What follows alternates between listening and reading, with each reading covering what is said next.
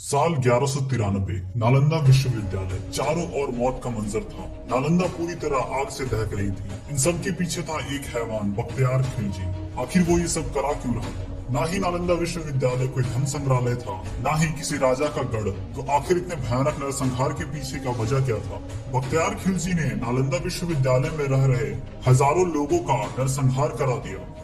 नालंदा विश्वविद्यालय की स्थापना 5वीं शताब्दी में गुप्ता वंश के कुमार गुप्ता वन ने की थी। यहाँ पर हजारों मॉन्क्स और 1500 से ज्यादा टीचर्स रहते थे। यहाँ पर China, Japan, Persia, Indonesia, Korea, Sri Lanka, तुर्की जैसे देशों से लोग पढ़ने को आते थे।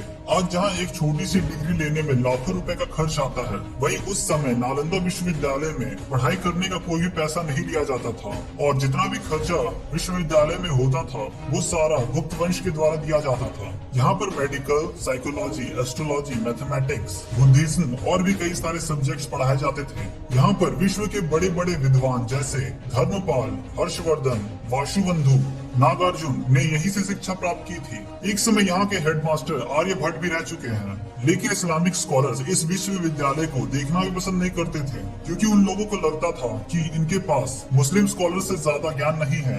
नालंदा के इतने भव्य और ज्ञानवर्धक होने के कारण इस पर आए दिन आक्रमण होते रहते थे। लेकिन 1193 के आक्रमण के बाद नालंदा फिर से कभी नहीं उभर पाया। तो चलिए जानते हैं क्या हुआ था 1193 के होने के पीछे का कारण।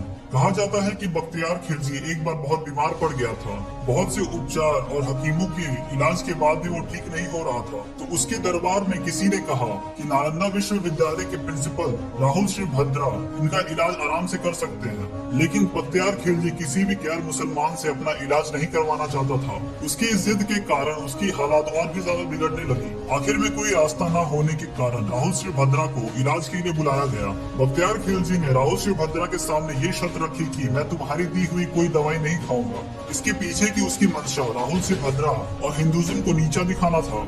इसके बावजूद भी राहुल श्री भद्रा ने खिलजी को कहा कि उसकी हालात में सुधार आ जाएगी। राहुल श्री भद्रा खिलजी को कुरान देते हुए कहते हैं, इसके कुछ पन्ने रोज पढ़ा करो, इससे तुम्हारे हालत में सुधार आ जाएगी। खिलजी ने ऐसा ही किया और देखते देखते उसकी हालत ठीक हो गई। दरअसल राहुल श्री भद्रा ने कुरान के पन्नों पर दवाई लगा दी थी, जो कि पढ़ते वक्त खिलजी तक पहुंच जाती थी।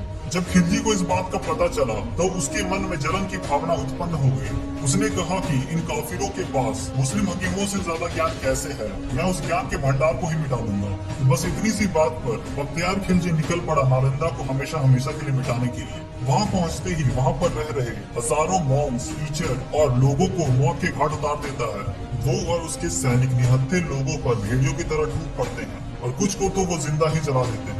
और उसके बाद खिलजी नालंदा विश्वविद्यालय की लाइब्रेरी, जो कि दुनिया की सबसे बड़ी लाइब्रेरी थी, उस पर आग लगा देता है, जिसकी वजह से वहाँ पर मौजूद करीब 90 लाख किताबें जलकर राख हो गई, जिसमें कि बहुत सारे रियल स्क्रिप्चर्स, बहुत सारे वैदिक सारन्यास और बहुत सारे वैज्ञानिक शोध थे, वो सारे उस आग में जलकर राख हो जाते हैं। उस लाइब्रेरी की विशालता का अंदाजा आप इस बात से लगा सकते हैं कि वो लाइब्रेरी 3 महीनों तक जलती रहती है। इस आक्रमण से भारत को ही नहीं बल्कि पूरी दुनिया को क्षति पहुंची थी। उसने बस एक यूनिवर्सिटी ही नहीं जलाई, बल्कि एक पूरी सभ्यता को ही खत्म कर दिया। खिलजी यहीं पर नहीं रुका। नालंदा को बर्बाद करने के बाद उसने बिहार की 2 और यूनिवर्सिटी विक्रमशिला और उदंतपुरी को भी आग के हवाले कर दिया और वहाँ के सारे लोगों को मौत के घाट उतार दिया। बख्तियार खिलजी चाहता था कि वो भारत और भारत की सभ्यता को हमेशा हमेशा के लिए मिटा दे। उस घटना के 900 साल बाद साल 2006 में हमारे देश के राष्ट्रपति रह चुके डॉक्टर APJ अब्दुल कलाम ने इस यूनिवर्सिटी को वापस बनाने का आइडिया दिया और साल 2010 में नालंदा यूनिवर्सिटी एक्ट 2010 को पास किया गया। 2014 से इस यूनिवर्सिटी में एडमिशंस भी स्टार्ट हो गई है। इस यूनिवर्सिटी को अपने उस मुकाम तक पहुंचने में बहुत समय लगेगा। तो इस वीडियो को अपने दोस्तों के साथ शेयर जरूर करें, ताकि उन्हें भी पता चले कि भारत के साथ कितने ज्यादा अत्याचार किए गए थे। फिर भी आज भारत पूरी दुनिया के सामने डट कर खड़ा है।